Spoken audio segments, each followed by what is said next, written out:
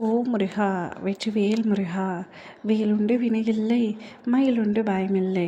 என் அன்பு தங்கமே, வாழ்க்கை எப்படியெல்லாம் வாழ வேண்டும் என்று ஆசைப்பட்டேனோ, இப்பொழுது கொடுமையை அனுபவித்துக் கொண்டிருக்கின்றேன். என்னுடைய வாழ்க்கை துணை கூட என்னுடைய வாழ்க்கையில் எனக்கு புரிதலாகவும் பக்கபலமாகவும் தான் இருக்கின்றார். ஆனால் அவருடைய குடும்பத்தினை சேர்ந்தவர் என்னை இப்படி பாடாய்படுத்தி கொடுமைப்படுத்துகின்றார்கள். சரியாக உண்ணக்கூட விடமாட்டார்கள். எப்பொழுதும் என்னையே பார்த்து கொண்டிருக்கின்றார்கள். இந்த வாழ்க்கையில் நான் இன்னும் எத்தனை துயரங்களை அனுபவிக்கப் போகின்றேன் என்று தெரியவில்லை. என்னுடைய வீட்டிற்கு செல்லலாம் என்றால் எனது பெற்றோர்களும் அங்கு கஷ்டப்பட்டு கொண்டுதான் இருக்கின்றார்கள். அதை தாண்டி நான் அவர்களின் வீட்டில் சென்று அமர்ந்து விட்டால் என்னை நினைத்து வருத்தப்பட்டே அவர்களுடைய வாழ்க்கை முடிந்துவிடும் என்ற பயத்தினால் திருமணம் முடிந்து என்னுடைய கணவரின் வீட்டிலேயே நான் இருக்கின்றேன். இங்கு அனைவரும் என்னை படுத்தும் பாட்டிற்கு யாரிடம் சொல்லி அழுவது என்று கூட எனக்கு தெரியவில்லை. அந்த அளவிற்கு வாழ்க்கை நரகமாக இருக்கின்றது. என்னுடைய துணையின் பெற்றோர்கள் என்னை கொடுமைப்படுத்துகின்றார்கள்.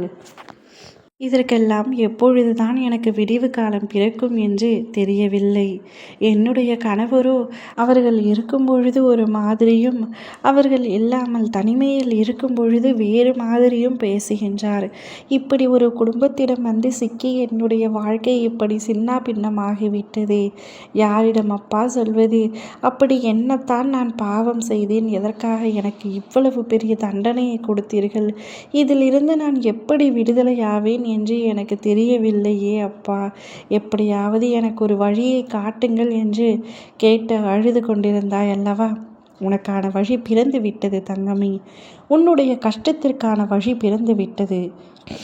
உன்னை கொடுமைப்படுத்திய இந்த ஆணுக்கும் பெண்ணுக்கும் ஒரு அதிர்ச்சியான சம்பவம் நடக்கப் போகின்றது. உன்னுடைய துணை இருக்கும் தைரியத்தினால் தானே இவர்கள் இருவரும் உன்னை படாத பாடுபடுத்தி கொண்டிருந்தார்கள். இப்பொழுது உன்னுடைய துணையே உன்னுடைய நிலைமையை புரிந்து கொண்டு அவரை எதிர்த்து பேசப் போகின்றார்கள். நாங்கள் வேண்டுமானால் தனி கொடுத்தனம் சென்று கொள்கின்றோம். இந்த அளவிற்கு என் மனைவியை கொடுமைப்படுத்த உங்களுக்கு யார் உரிமை கொடுத்தது என்று அவர்களை எதிர்த்து 4 வார்த்தை கேட்டாலும் நறுக்கென்று கேட்பது போல் கேட்டு அதிர்ச்சியை அளிக்கப் போகின்றார்.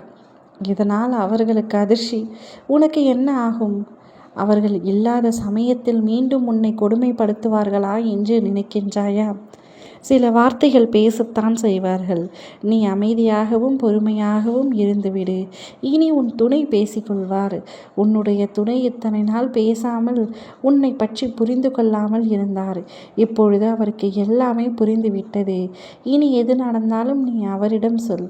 அவர் பார்த்து கொள்வார். அவர்கள் பெற்றோரிடம் பேசிக்கொள்வார்.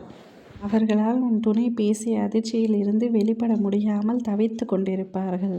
ஆனால் உனக்கோ மனதில் சந்தோஷம் தாங்க முடியாது. என் துணை எனக்கு ஆதரவாக பேசிவிட்டார். எனக்கு பக்கபலமாக அவர் இருக்கார். வாழ்க்கையே முடிந்து விட்டது என்று நான் நினைத்தேன். ஆனால் என் துணை இன்று வாழ்க்கை இப்பொழுதுதான் மலர்ந்திருக்கிறது என்பதை உறுதி செய்துவிட்டார். நீ எனக்கு மகிழ்ச்சிதான் என்று சந்தோஷமாக கூறப்போகின்றாய். ஓம் முருகா! வெற்றிவேல் முருகா!